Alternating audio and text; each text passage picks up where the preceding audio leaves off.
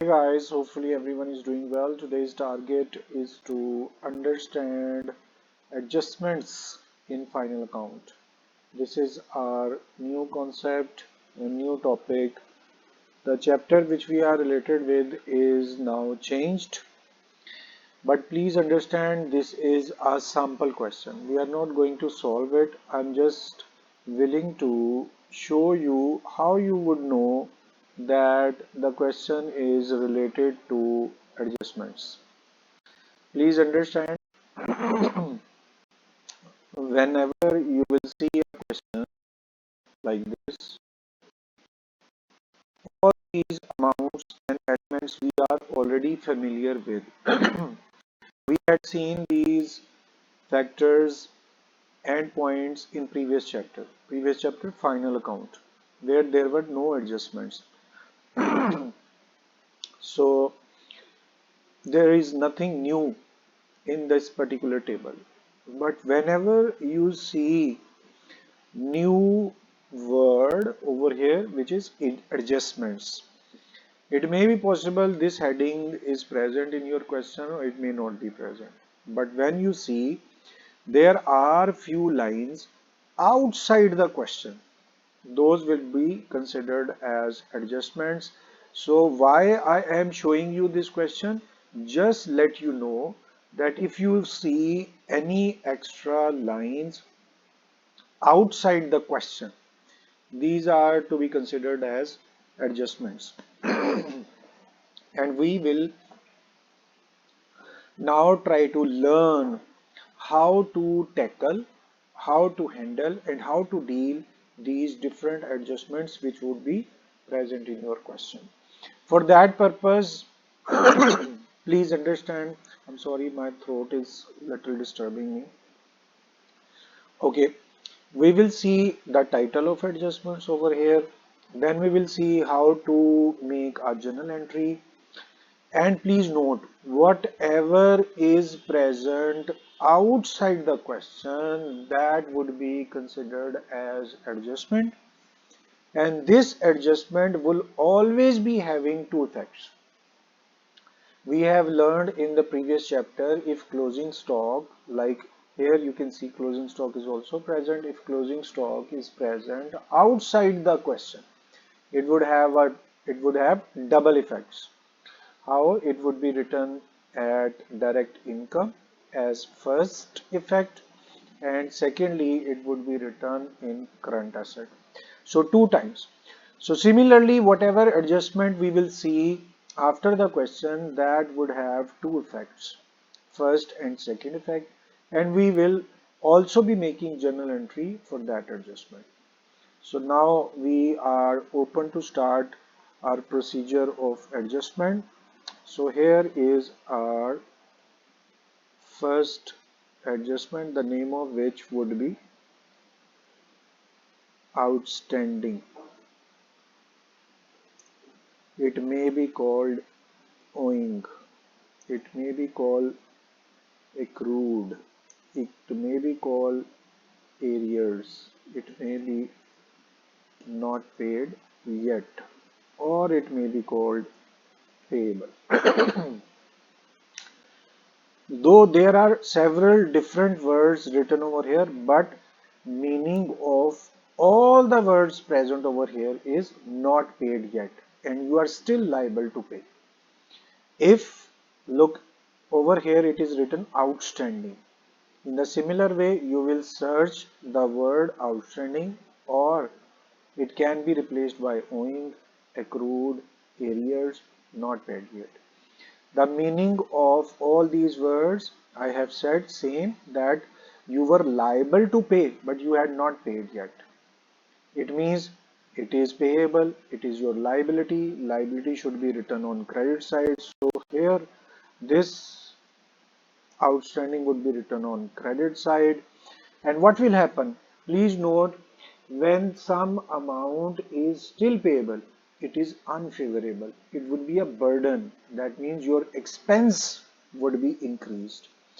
Expenses would be debited, and outstanding, the word outstanding would be written on credit side. So this is your journal entry. Please understand, you may have a short question or you may have a MCQ related to outstanding journal entry. So memorize it whenever you see outstanding expense. So expenses to outstanding would be the entry. Here, as you know that these are payable, your burden has been increased.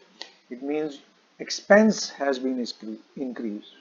You will add this amount in expense side, and secondly, amount has not been paid. You will write it at your liability side. Why it is liability? Because amount is still payable. So I would let you know how you will add and how you will write this liability side. For example, here we can put our example. Let's say rent is outstanding. Like here in question we have commission outstanding. But for example, if rent is still payable, first you will write rent. Let's say original amount given in your question is 4,000. And here outstanding is also written. You will write add outstanding, that would be 100 rupees. And finally in main column you will write 4100. In main column 4100, this can also be shown. Please note it down. Whenever there is a word outstanding, what you will do, you will have to memorize this word. You will have to add. If rent is 4,000 written in your book and 100 rupees is still payable or outstanding, you will add this outstanding 100 in rent. Amount would be 4100. In the main column you will write. Several questions we have solved. I would like to show you over here, like you have solved this question. So here we are going to use the same performer which was written over here for the previous question. Going to delete it to let you know how you would do. So here, let's say amount of rent was 4,000.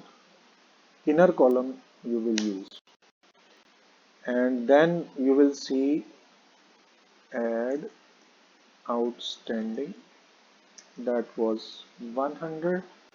In main column what you will do, 4,000 plus 100, 4100 would be written in main column. Secondly, I will also show you where we are doing this work. So please note it down here that outstanding rent would be written as 100 rupees, and in question here rent would be like here rates and taxes are present. Original amount would be written over here and adjustment amount would be written over here, and I have shown you how you will do that. This amount rent 4100 would be present in your trial balance, and trial balance means original question. Here you will write, you will see that this rent would be present in trial balance, TB for trial balance.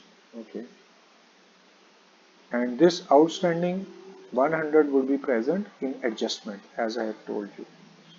So guys, I'm sure that you people have understood this effect, and now we will see how you will write the liability. This example I am going to delete as I have shown you over here.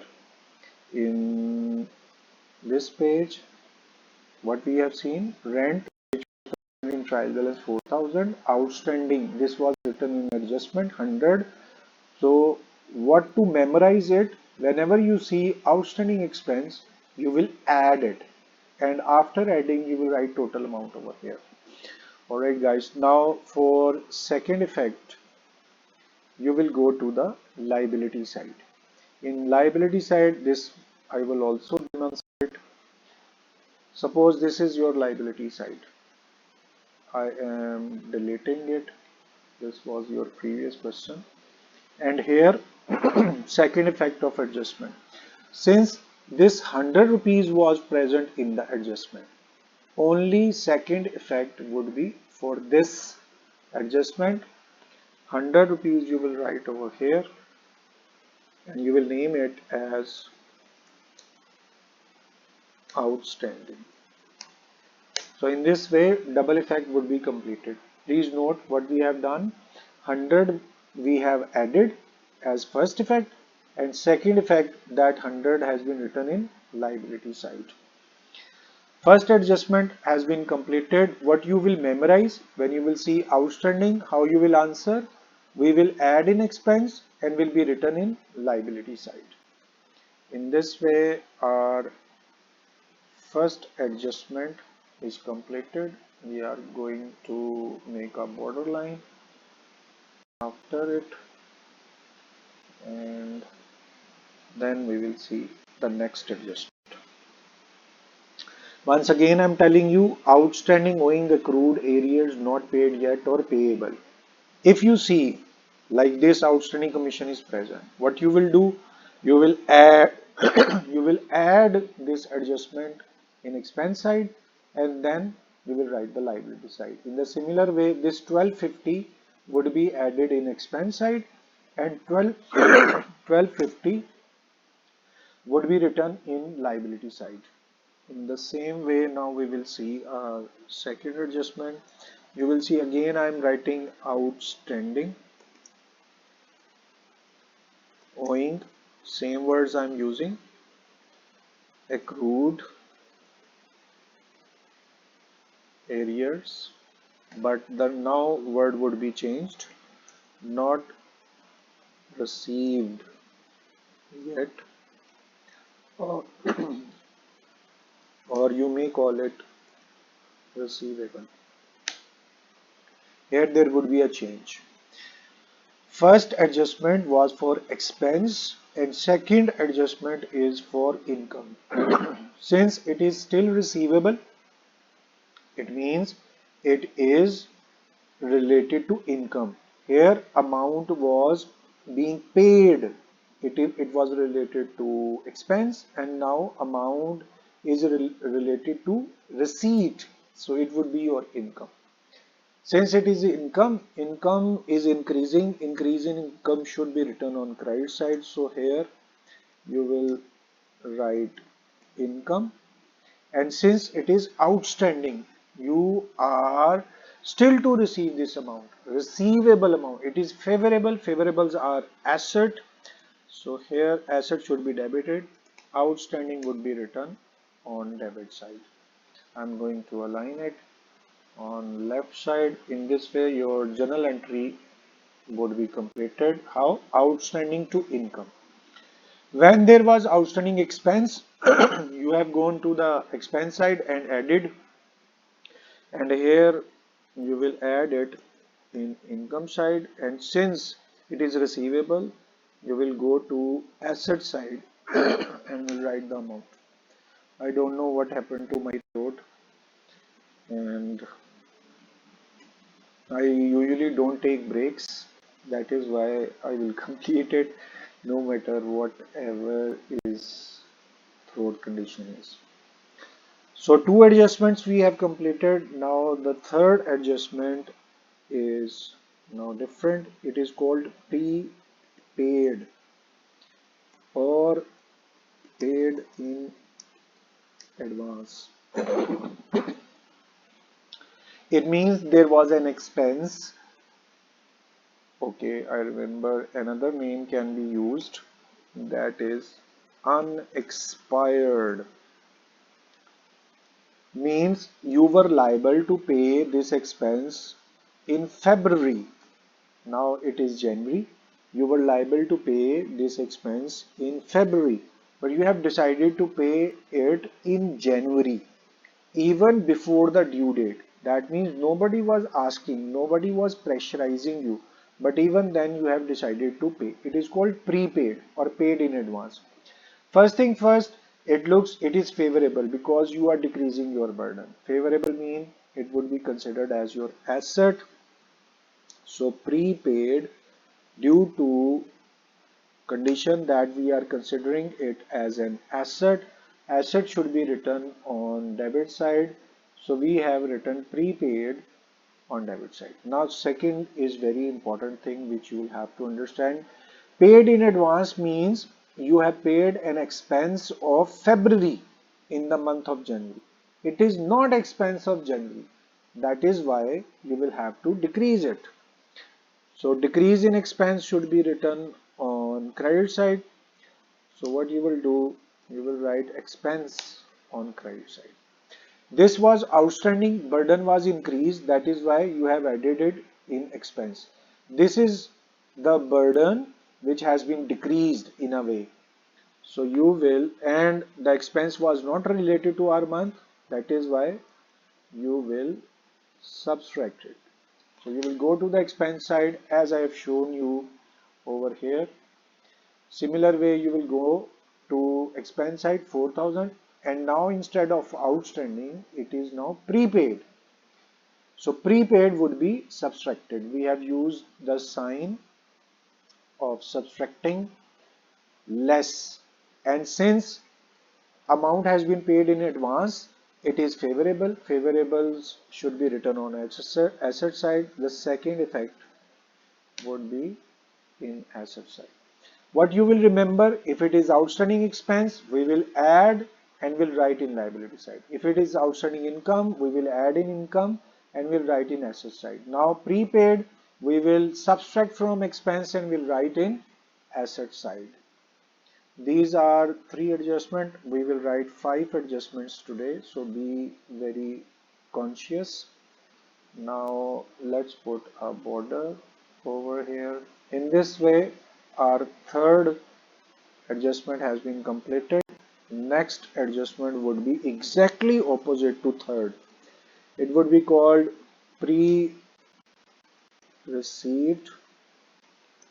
or received in advance, just opposite to this. This was the payment you have made before expiry of the period time. And this is the amount which you have received before expiry. That means you have received this amount in advance. It would be a burden for you. Why? Because you have received the amount, but still you are liable to uh, perform your services. So since it's a burden, it is unfavorable, it would be written on liability side. So pre-received would be considered as liability, means we are posting it to the credit side. Since you have received amount in advance, that means you were to receive this amount in February, but in January you have received. So this is not the income of January, that is why income would be decreased. Decrease in income should be written on debit side. So you will write your income on debit side. This is journal entry for pre-receipt. I'm again telling you what you will memorize, what is important for you is if you see any adjustment outstanding, this is its journal entry expenses to outstanding. Main matter is these two effects. When you will see outstanding expense, you will add in expense, will write in liability side. If it is outstanding income, you will add in income and will write on asset side. If it is prepaid, the same word would be written in your adjustment. These are your adjustments. When it is prepaid, you will subtract from expense and will write on asset side. In the same way, since pre-received is your income, you will subtract it from your income side, and received in advance is a burden. You will write it in your liability side. So guys, 4 adjustments are completed, and now we will be doing last adjustment for today. Please understand there are several other adjustments in this chapter also present, but for the time being, for this lecture, we will be understanding and and creating notes for only 5 adjustments. Look, we are now on depreciation. This is also written over here, depreciation. And let me correct its spellings. Depreciation. It is also called write-off assets. Depreciation, that means assets has been decreased. In capital revenue chapter, we have also seen this word. Depreciation means asset is decreasing. Why? Because after using that asset, value of asset has been decreased. We have seen an example for several times. If an AC was bought for rupees 1,50,000, after using it, the value of that asset would be decreased. After a 1 year, the price or the value would definitely be decreased. Decrease in value of asset is called depreciation. So I'm sure you people understood, if it is decrease in asset, that means it would be written on credit side. So what will happen if there is depreciation? Asset would be decreased, and secondly, it would be considered as an expense. Expense should be written on debit side. So depreciation would be written on debit side. The journal entry for depreciation is depreciation to asset. Now here comes a little change. Let's say, okay, for the time being we will write it at expense side. You will not add or subtract. At expense side, you will just calculate the depreciation. I will try to show. Look at here. Depreciation on furniture rate has been given.